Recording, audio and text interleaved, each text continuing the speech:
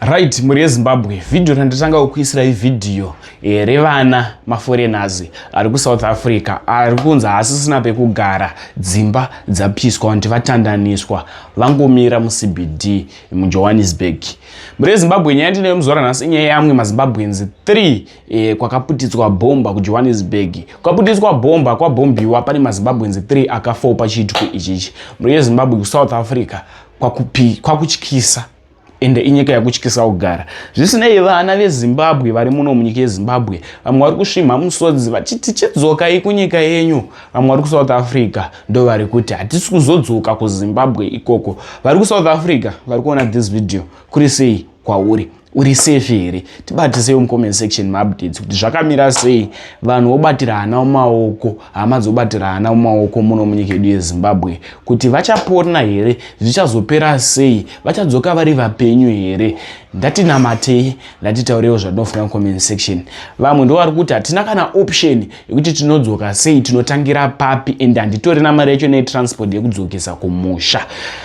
Muri Zimbabwe kubuda kunze tichijamba mabhodha chienda kunze kwenyika kuenda kunotsvaga raramo. Asi kana raramo yaramba ikoko muno muZimbabwe unokwanisa kutosurviva zvikaita. Isusu tese tiri muZimbabwe tiri kungoedza kuti zviite. Much love.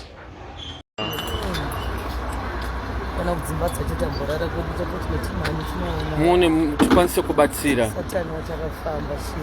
Sure.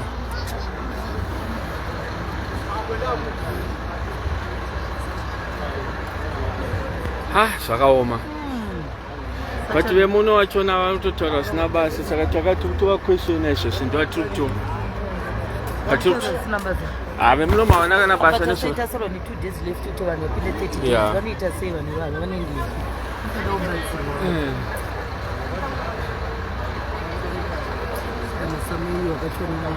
Machivaziva?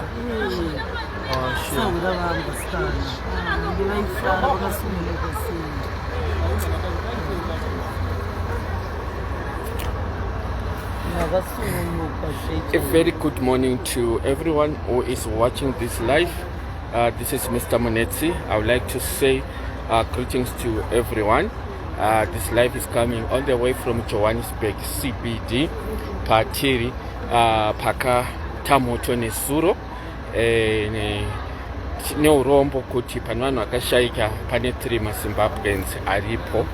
Saka tauya pano kuti tione kuziva kuti tovabatsira sei and what can be done. So please kindly share this live. This is a live that is coming from all the way from Johannesburg CBD. Moto wakatsva nesuro makaona uchitrenda pa social media, and tine maZimbabwe kumusha kwedu vakashaikawo vakafirwa and vakapona vachona. Tinavo vamwe vachona pano and havana kana pekugara kana kuti vazive kuti vachatanga sei. So greetings to everyone. Great hope or Mr. Munetsi is on the ground kuti tikudze kuti chii chakaitika uyezve zviri kufamba sei and so on. As you know that panongooma zvinhu, the great hope is always on the ground to see how best we can help the situation. It's not yet clear kuti moto wakatanga sei and so on, but what I can say to you, the situation is very tense at the moment. We are actually discussing with others kuti tione tobatsirana sei and so on. Ndichataura nefamily. Varipi zviye? Baba varipi? Okay. Saka I think we pamunomira mese muri makaungana kana kuti nechepapa. Okay, so I'm talking to the families dzakafirwa dzine hama dzavo dzakashaika. Tiri kuzama kudzwa nawo kuti vachakutsanangurai kuti zvichaitika. Let's just be patient with them. Some of them they don't understand, they don't speak Shona, but these are the families who have lost their relatives as a result of the fire and so on.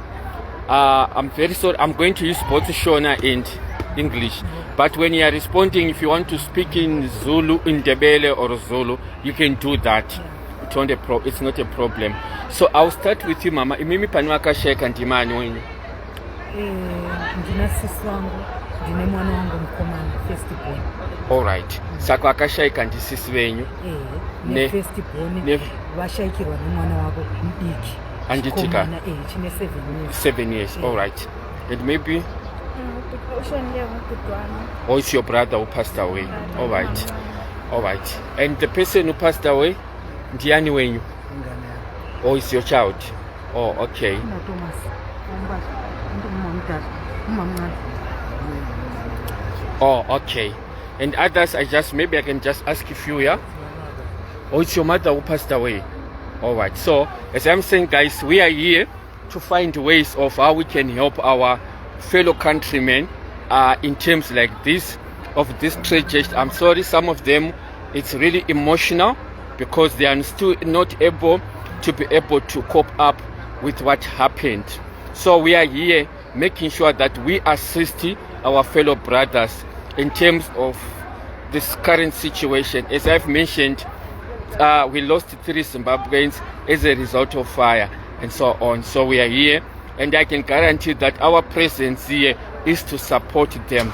It's not easy wake up in a situation where 3 people have just died. Vakafiramo. Nchatanga ni mama. Mungave ni idea kuti moto wakatanga nguwai? Inini ndakasenderwa message. Yeah. Ndandichiri kubasa. Yeah. Ndanda kutochaisa vere ndakutouya kuma. Dzadziri kumanguwai? Dzadziri kuma it was around 1 p.m. Dzakuenda kuma 1. Yes. Yeah. Vati moto ikwazi wakatanga kuma 9 makuseni. Oh, okay. But vaikuti nhanzi wanga uri moto uri mudiki. Wanga usiri moto kuti unga sakatiki. Yeah. All right. Baba, when did you get the message? Message makainzwa nguwai? Can you try to speak louder? When did you get the message? You can respond in any of the language. Yeah. Yes. All right. And since you said it's your mother who passed away, do you have I saw fire around 10. I saw the smoke coming around 10 in the morning? Yeah. So I'm running to check if it's a flare because I was suspecting that. Okay. All right. Smoke was coming. Okay. So when that fire happened, did you manage to?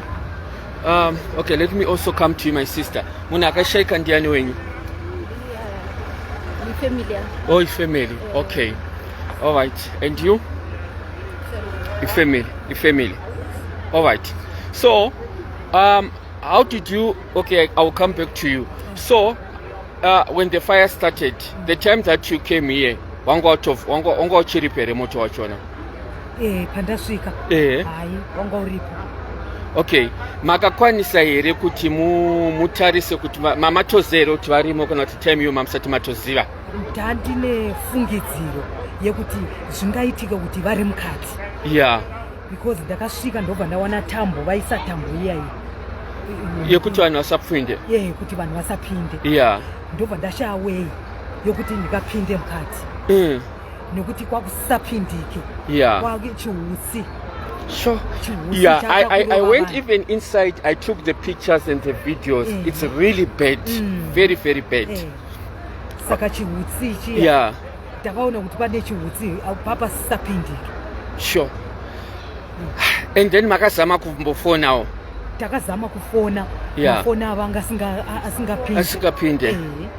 Ndopa makabva matoziva kuti ndo zvaitika. Ndakabva ndaziva ndakanzwa kuti avana ava it's obvious. Yeah. Ndivo vanga vari mukati. Okay. So in terms of that now, pamakazosvika ndobva makazokwanisa kupuwa mukana wekuti muone mabodies achibuda? Mabodies havana kutipa mukana. Vakatidedza. Ndobva ndasvikapo ndobva ndataura nemumwe wemetro. Yeah. Ndobva ati mirirai mbichana. Vaikumirira kuti chiutsi ichi chitange chaita chapera kuti vanhu vapinde mukati akupindiki. Yeah. Ndobva ndati okay, ndobva vati alright, zvatingaita ticharinda kuti tikuratidzei tashuta mavhidhiyo. Yeah. Kuti muone kuti muidentify kuti ndiyo here Hashem. Ndobva vashuta mavhidhiyo. Ndobva vatiratidza. Ndakabva ndachema kuti ndakaona kuti ndivo vatisiya. Sure. All right. So since the situation saka mabhodhisi akaendeswa kuHebrew handiti ari paHebrew okay makakwanisa kuona kuti maparticulars avo munawo here kana kuti mabirth avo maID or izvozvo hazvina kutsva? Do you have them? Yeah, we have them. All the documents you have them? Yeah, we have oh, them. All right, no, it's fine. Then kumusha, okay, sandaenda to the other part. All right. Kumusha ndekupi kuri kuenda vanhu ava because we want to know kuti avada kubatsira kuti mabhodhisi kumusha ada kuendeswa kupi. Not hamusati madiscussa sefamily, hamusati magara pasi makakurukura. Okay. Zvichangobva kuitika, and you also have to consult vari kumusha munzwa kuti vanoti chii pamusoro pechii pamusoro pazvo. All right. Then the next question, mune idea here? I'm very sorry because vamwe vari kutaurawo zvakasiyana siyana. Vamwe vari kuti moto wakatangwa nevemuno, vamwe vari kuti makakandwa bhombu. Ndakwanisa kubvunza mapurisa ndida kunzwa kuti chii chakaitika. Havasi kuda kutaura chokwadi, vari kungoti investigation iri kuitika, but kuti unzwisise kuti moto wacho wakatanga sei hapana anasoziva handitika. And then another challenge iripo ndeyekuti vanhu vachona vari pano havasi cooperative, kuti tiri kuzama kutaura navo tinzwisise kuti zviri kufamba sei. And my team that was here yesterday, they are also saying the same, kuti vari kuzama vakazama kutaura navo nezuro but vanga vasingakwanisi kupa information yakakwana. Saka imi hamno idea here kunzwa kuti moto wakatanga sei kana kuti zviri kunzi chii nokuti havasida kutaura. Do you have an idea how the fire started? Like, they are not saying anything. All right. They are saying they are still investigating. Because kuna vamwe vanhu vari pano vandiri kubvunzawo, ndiri kutaura zvekutaura nevanhu vari pano. Vamwe vari kutiwo zvine nekuita nakansela wemunzvimbo ineyi. Zvinhu zviri kubuda information yandandichudzwa nevanhu. Saka vari kuti vamwe vari kuti moto wakatotangwa nenyaya yezviri kuitika izvi. But ndosaka ndazama kuda kubvunza mapurisa kuti nyaya yekuti vanhu vatize, vanhu vatye, vabude, vaita sei and so on. Right, then the next thing zvakakosha ndezvekuti assistance yamuri kuda from the family ndei. What help do you need at the moment? Assistant yekuti ndeyekuti inini inandina kana chini pekutangira hapana kuti vanhu ava vari 3 ndichavatakura nei. Say, all right. Vanofanira kuenda kumusha, vanofanira vari 3 handiti. All right. Tinovachengetedza kumusha, handina kana plan. It's not easy kuti mitumbi mitatu uti unotangira papi izvozvi kuti zvakamira sei. Okay, chichemo chenyu ndachinzwa chekuti sofa hapana mari. So ini zvandichaita ndataura naGeneral Stole and nyaya yenyu futi tiri kuisvitsa kwakasiyana siyana, tichaisvitsa futi kuembassy because chiitiko chaitika ichi kuti vabatsire handiti. So ini zvandichaita ndezvekuti nhasi Sunday handitika kwakavharika, ndichakupai mafone numbers angu. For now regai nditore chichemo chenyu ndichiendese kumberi kuti tine vanhu 3 vakashayika vanoda kubatsirwa, havana pekutangira. Then ndichadzoka kwamuri handitika, but inini ndichazama nepandinogona kuti mubatsirikane handitika. But handisi kuti imimi musagadzirire, but nenyaya yekuti mabhodhisi abve muno muSouth Africa aendeswe kuZimbabwe ndichapusha handitika. Ndosaka ndauya panzvimbo and ndosaka ndatora live inei because zvinzwisisike kuti hazvisi zvekutamba nazvo, ndezvemachokwadi handiti. So zvamunofanira kuita process yekutanga handitika. For now mangwana makuseni muchaenda munofanira kuenda kuHebrew handitika. Ndichakupai nhamba yemunhu wamunozoona ipapo, momuudza kuti tatumwa naMr Munetse, mukwanise kuita anonzi maboard identification nekufila maforms. Mafila kudaro moramba mune mapapers enyu, then inini ndichataurawo nevakuru vanozondiadvisa kuti munokwanisa kubatsirika sei and zvinofamba sei handiti. Reason yandinoda kuti muende mangwana kuHebrew kune mabhodhisi inyaya yekuti nenyaya yekuti kana vanhu vatotanga kuungana kumusha izvozvo handiti muri kuzvinzwa inhamo yaitika iyi, vanhu vanenge vada kuziva kuti zviri kufamba sei. Saka imimi itai pati yenyu yokuti muenda kuHebrew mondo-identifya mabhodhisi, muchapiwa matsamba matatu.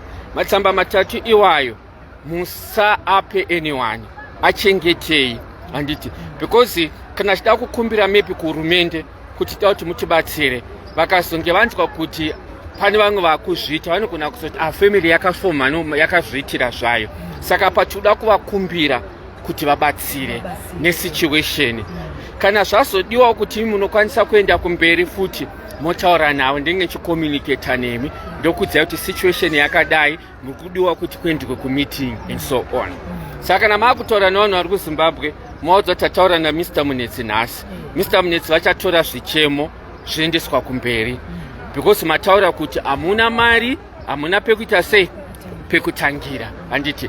But hazvireva hazvo kuti kana mune mafamilies ada kukubatsirai pachenyu, izvo zvefamily mumagara muchingobatsirana handitika, because kutaura nyaya yenhamo yevanhu vatatu vakafira mubuilding A. Alright, pane vane chimwe chekutaura here? Ndapedza. Anything to say? Yeah. Okay, then the other question ndezvekuti kune vanga vachigara, pane vanga vachi, okay, yeah, Mama and the yeah, guy, they were staying here. okay, So my building is closed. yes, yeah. So that is the next part. Ndataura na General Stoll. I spoke to General Stoll now. We are going to assess now. So after a year, I'm going that side to write the list of everyone who is here. Then on the list, I'm going to write all those who don't have a place to stay now.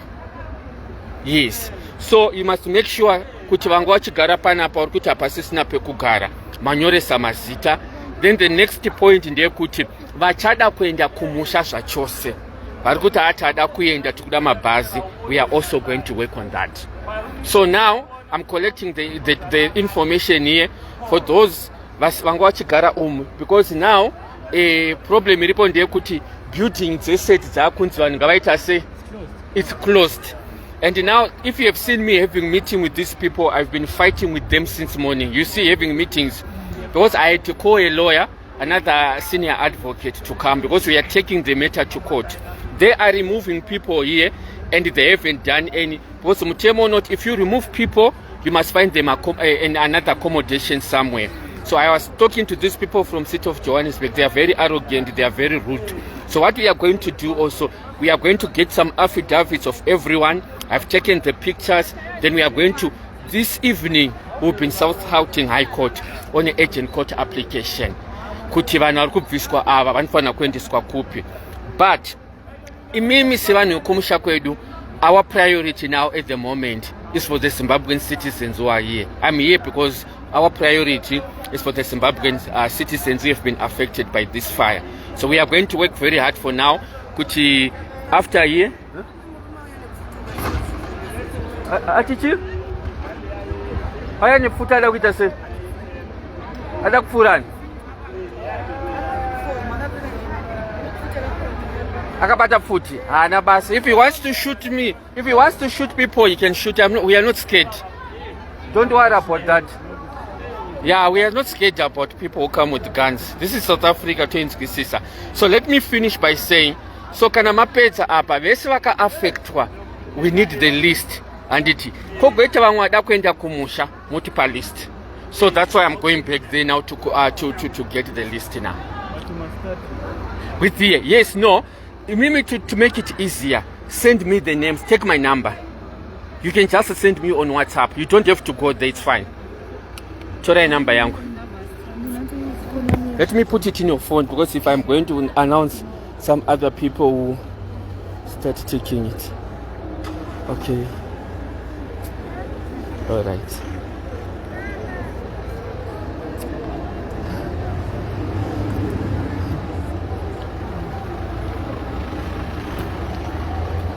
Okay.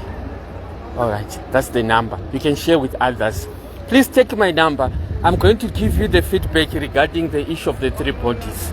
To see, I'm going to work very hard for you to get assistance. All right. Thank you very much. All right. Yes. Oh, thank you very much. Don't worry, we'll fight for you. All right. So brothers and sisters, this is how we are going to end this live. Ndopakaita moto panapa. Ndichakushare ma videos andatora mukati. Ma pictures zvese muone kuti vanhu vachina vangu vachigara sei, ma pictures achina akamira sei anditi.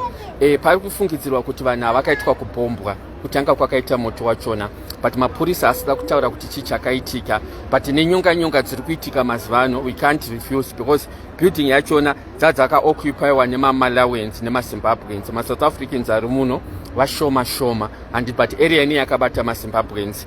Saka vanhu havasida kutaura kuti moto wakatanga sei, zviri kufamba sei and so on, but vari kutaura, vari kufungidzira kuti pakabhombwa because matangiro achona haasi kunzwisisika. Saka mapurisa ati ari kuinvestigata, but target yakaitika vazhinji vakakanganisika pano, vakabvisirwa mazimbabweans nemamalawians vese vari panapa. Ndichakushera mawo mapictures achina pari tents, pane mapurisa, pane chii.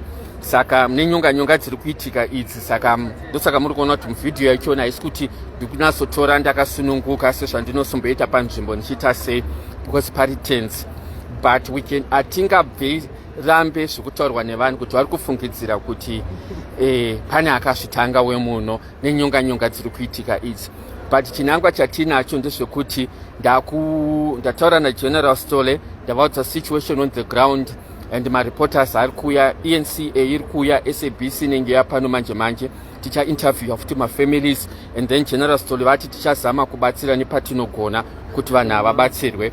Then priority iri panapa futi ndeyekuti vekumusha kwedu vada kuenda mabhazi, ndataura naGeneral Stole vanditi nditore list vanhu vese vada kuenda vemabhazi, kogoita vabviswa vasina pekugara izvozvi titore list yachona tiende nayo. Then imwe challenge yatinayo ndeyekuti ndiyo nzvimbo yanga ichigara mapofu ese. Mapofu ese amunoona muJohannesburg vanenge vachitenderera kunzvimbo dzakasiyana-siyana, ndo pavanobva vese papo vachiswera vachioperata kunzvimbo dzavanenge vachienda and so on.